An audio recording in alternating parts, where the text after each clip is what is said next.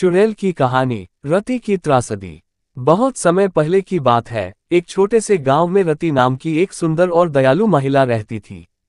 रति अपने पति के साथ खुशहाल जीवन व्यतीत कर रही थी। वह सभी की मदद करती और गांव के लोग उसे बहुत पसंद करते थे। लेकिन उसकी सुंदरता और अच्छाई से कुछ लोग जलते भी थे, खासकर गांव की मुखिया की पत्नी, जो रति को अपने पति से दूर रखना चाहती थी। मुखिया की पत्नी ने रति के खिलाफ षड्यंत्र रचा और गांव के लोगों के बीच अफवाहें फैलाना शुरू कर दी कि रति काले जादू का प्रयोग करती है और वह एक चुड़ैल है। धीरे धीरे लोगों ने इन अफवाहों पर विश्वास करना शुरू कर दिया। एक दिन मुखिया की पत्नी ने एक भयानक योजना बनाई। उसने अपनी नौकरानी को जहर दे दिया और इसका आरोप रति पर लगाया। गांव के लोग मुखिया की पत्नी के कहने पर विश्वास कर बैठे और रति को पकड़कर गांव के पंचायत में ले गए। वहां पर बिना किसी सुनवाई के रति को दोषी ठहराया गया और उसे कड़ी सजा दी गई। रति को गांव के बाहर एक पेड़ से बांधकर जला दिया गया।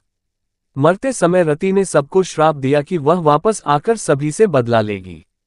रति की मौत के बाद गांव में अजीब घटनाएं होने लगीं। रात के समय लोगों ने किसी स्त्री के रोने की आवाजें सुनी। कई लोगों ने एक सफेद साड़ी पहने हुए महिला को गांव के आसपास भटकते हुए देखा। धीरे धीरे गांव के लोग बीमार होने लगे और कई अजीब घटनाएं घटित होने लगीं। गांव के बुजुर्गों ने सलाह दी कि यह रति की आत्मा का काम है और उसे शांत करने के लिए कुछ करना होगा। गांव के लोग एक तांत्रिक के पास गए और उससे मदद मांगी। तांत्रिक ने एक विशेष पूजा का आयोजन किया और रति की आत्मा को शांत करने का प्रयास किया। पूजा के दौरान रति की आत्मा ने तांत्रिक को बताया कि उसे अन्यायपूर्ण तरीके से मारा गया था और वह तभी शांत होगी जब मुखिया की पत्नी को सजा मिलेगी। गांव वालों ने सच्चाई जानकर मुखिया की पत्नी को गांव से निकाल दिया। इसके बाद रति की आत्मा ने गांव को छोड़ दिया और वहां के लोग फिर से शांतिपूर्वक रहने लगे।